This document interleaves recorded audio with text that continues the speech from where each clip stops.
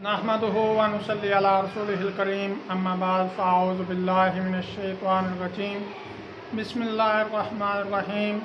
मेरे मुअज़्ज़िज़ सामीन, आज मैं आपको एक बहुत ही पावरफुल वजीफ़ा बताने वाला हूँ।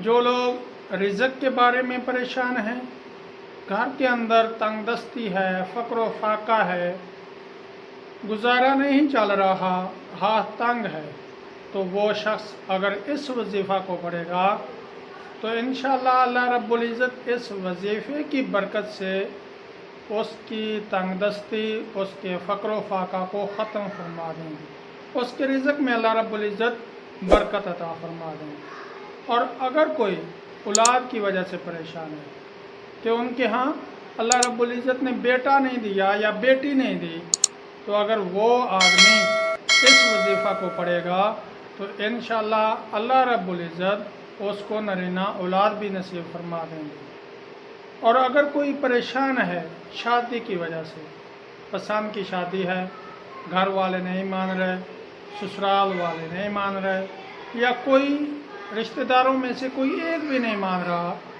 तो अगर वो आदमी या वो औरत ये वजीफ़ा पढ़ेगी तो इंशाअल्लाह उसकी हर रुकावट, हर बंदिश, हर परेशानी अल्लाह रब्बुल इज़्ज़त ख़त्म फरमा देंगे। वजीफ़ा ये है कि सबसे पहले आपने वज़ू करना है, वज़ू करके क़िबला की तरफ मुँह करके बैठ जाना है और 1001 मरतबा सूरह इखलास इस तरीके से पढ़नी है कि पहली मरतबा जब सूरह इखलास पढ़ेंगे तो बिस्मिल्लाह मुकम्मल पढ़ेंगे, बिस्मिल्लाहिर्रहमानिर्रहीम। उसके बाद सूरह इखलास, कुल हुवल्लाहु अहद अल्लाहुस समद लम यलिद वलम यूलद वलम यकुल लहू कुफुवन अहद। उसके बाद 1000 मरतबा सूरह इखलास पढ़ेंगे और अव्वल आखिर दुरूद इब्राहिमी पढ़ेंगे, 7 मरतबा अव्वल आखिर दुरूद इब्राहिमी पढ़ेंगे और आखिर में अपने मकसद के लिए दुआ मांगेंगे। जो भी मकसद हो, जिस मकसद के लिए भी दुआ मांगेंगे, अल्लाह रब्बुल इज़्ज़त इंशाअल्लाह ज़रूर पूरी फरमाएंगे।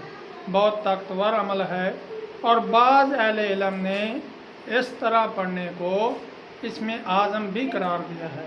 अल्लाह रब्बुल इज़्ज़त हम सब को अपने अहकाम पर, नबी अकरम सल्लल्लाहु अलैहि वसल्लम के तरीक़ों पर अमल करने की तौफ़ीक़ अता फरमाए।